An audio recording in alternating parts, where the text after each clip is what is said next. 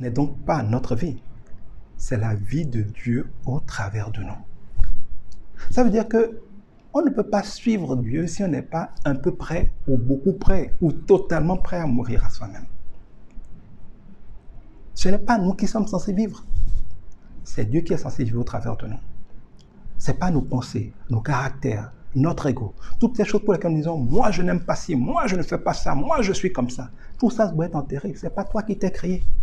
Quand je crée un objet ou que j'achète quelque chose, c'est pour faire ce que je veux, pas pour faire ce qu'il veut. Ce que tu veux, ce que tu aimes, ce que tu penses, c'est ton problème, c'est mon problème. Mais ce qui compte, c'est ce que Dieu qui nous a créés, qui nous assure le souffle de vie veut. Peux-tu t'arrêter et te demander si ce que tu es en train de faire désespérément, c'est vraiment ce que Dieu veut, comme Dieu veut, quand Dieu veut? Quand tu vas t'assurer que ce que Dieu veut est ce que tu fais, tu es dans le camp de Dieu. Quand Dieu veut quelque chose, il n'y a rien sur la terre pour l'empêcher. Ce qu'il a décidé, ce qu'il a décrété, ce qu'il a accompli, ce qu'il veut accomplir, personne ne peut l'empêcher. La seule manière de toujours triompher, c'est d'être en train de faire la volonté de Dieu avec Dieu. Mais chaque fois que tu ne fais pas la volonté de Dieu avec Dieu, et que tu te mets plutôt à faire ta volonté, donc la volonté inspirée par le diable, tu te retrouves à jouer contre Dieu. Tu te retrouves dans le camp contre Dieu. Tu seras écrasé par Dieu. L'erreur que nous faisons, c'est de vouloir ce que nous voulons, comme nous voulons, inspiré souvent par le monde ou par le diable, par convoitisme, par mimétisme, par orgueil ou par différentes choses. Et d'aller gaillardement demander à Dieu de nous aider à accomplir ce que nous avons décidé. Dieu n'est pas notre serviteur, c'est nous qui sommes ses serviteurs. Dieu n'a pas vocation à nous aider à faire notre volonté.